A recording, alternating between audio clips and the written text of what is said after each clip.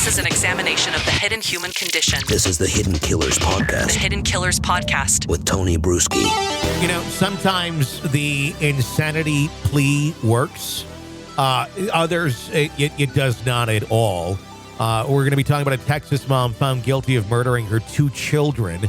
And it took less than an hour for the jury to find Madison McDonald guilty on 2 counts of capital murder in the deaths of her daughters. And it brings up an interesting kind of question. It's something I've been talking about in the Daybell case quite a bit, because there is no insanity plea in Idaho, is does it really matter what the hell they were thinking? And not guilty by reason of insanity. If you killed, and it does technically matter by state, but I mean, as human beings, whether you're insane or not, you did the crime. If we know you did the crime and you just said, I'm insane, or they can prove that you were mentally insane, yeah, you're still going to go away. You still should be going away. It's right. I don't ever agree with the, well, let's get them rehabilitation until they're mentally back, and then we can release them, because that's what it is in some states.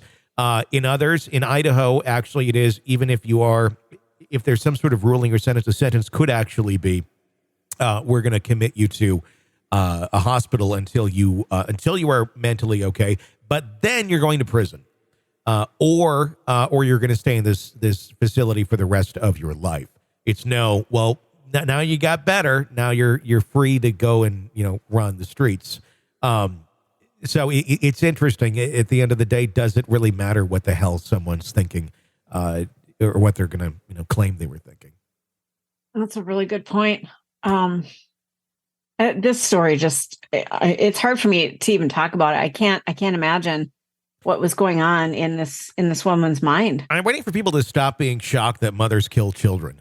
I know. Because it happens all the time. It's like, oh my God, how could a mother kill her? Like, look at the news. Like, there's too many of them to even report on.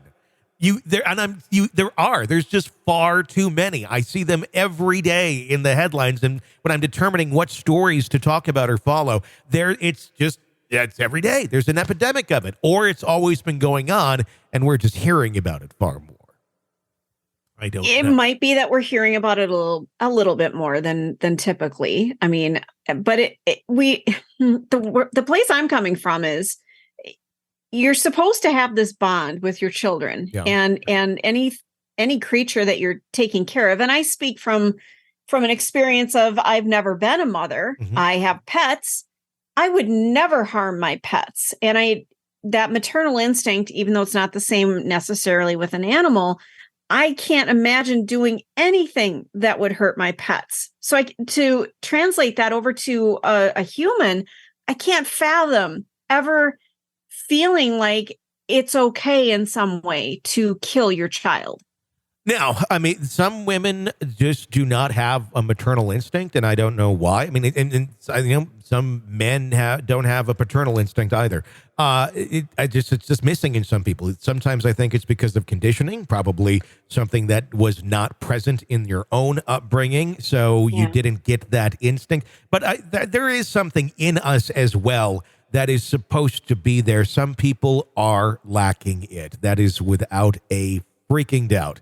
I've seen it in my own world with certain people, and it's spooky to say the least. But I understand how you have that bond with your cats. I mean, I know you breastfed them as kittens.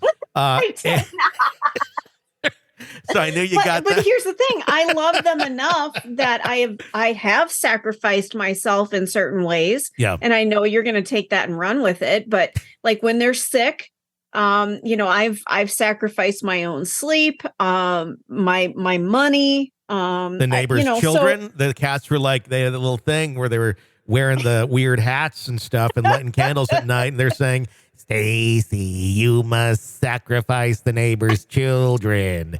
And then I know that happened, shortly after the breastfeeding ended. So maybe they were a little bit, they missed it. But you sacrifice for your cats. Totally get it. You're you're a dork. But you just, when you feel love toward another creature, whether, you could say that, it doesn't necessarily even have to be a child that you held in your womb. It could be a child that you adopted. If you have that Sure. maternal instinct, you would never harm them. Doesn't mean you can't get really effing pissed off when Sure. they do something stupid and you say, oh my God, I was so mad I could kill you, but you never would. Yeah, I mean, where it comes to abandoning your children, murdering your children, yeah, that's where it's spooky, where one is able to just do that and then kind of compartmentalize life and continue on as if nothing happened, as if these people weren't part of your life or they weren't your children. There's something broken in an individual like that. And I don't know if there's really a way to bring that sort of thing back. I just think it's how some people are. It's just how our DNA is, and some have that and some don't. And I'm sure we could find some sort of thing at some point in the future where they're able to, look at those, the DNA and the traits and everything that goes along with it, to say, yeah, well, this person is clearly missing that, whatever it may be.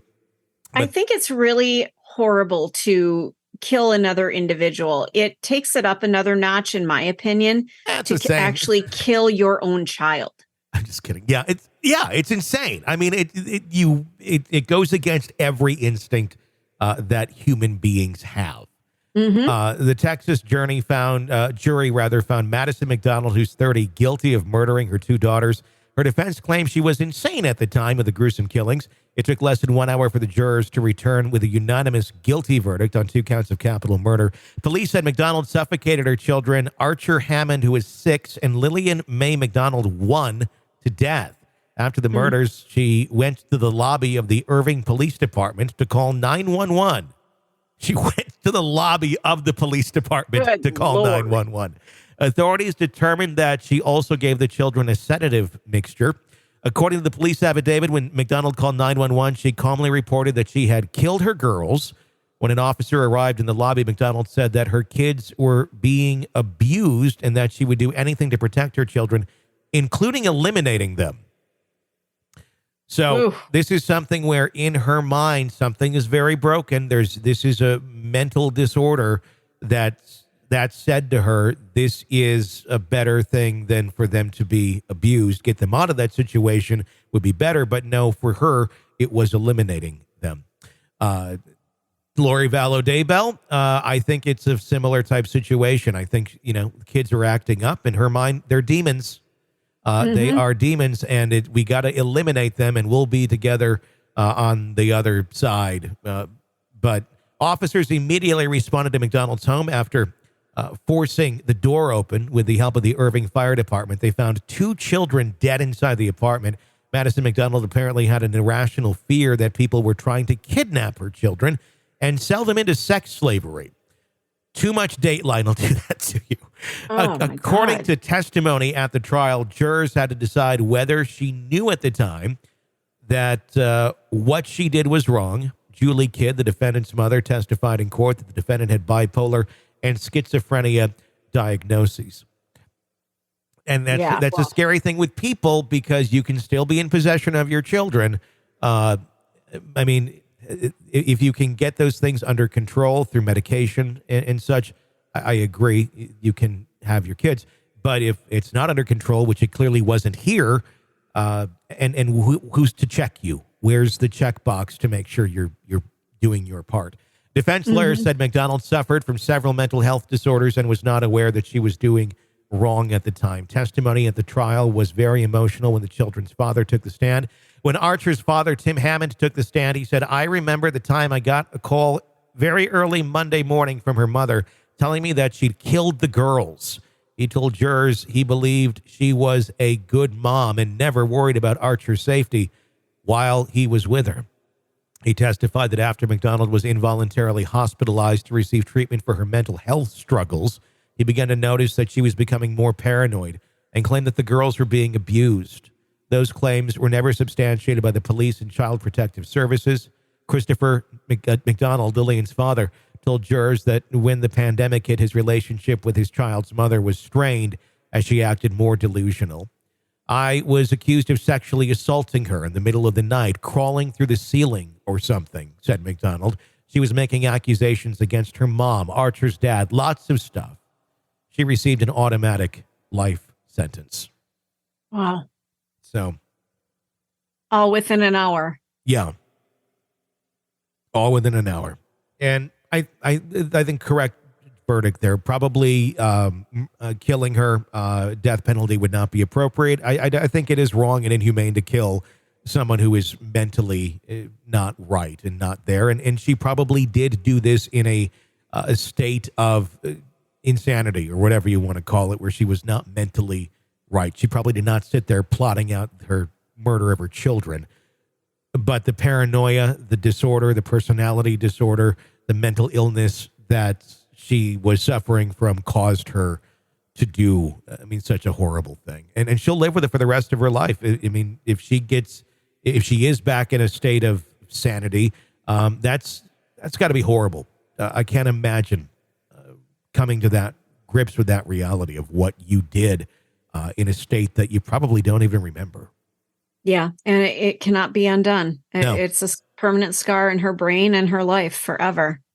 No, that's just a horrible story, but I guess her not being involved in a cult is a plus. This is the Hidden Killers Podcast. The Hidden Killers Podcast with Tony Bruschi. I understand mental illness far more than the cults, but usually the two go hand in hand as well. So, hey, if you like the show and you want to weigh in on any of the stories that we are following for you, you can call in at 888-5KILLER, 888-554-5537 to weigh in on anything. I'm Tony Bruschi. Stay with us.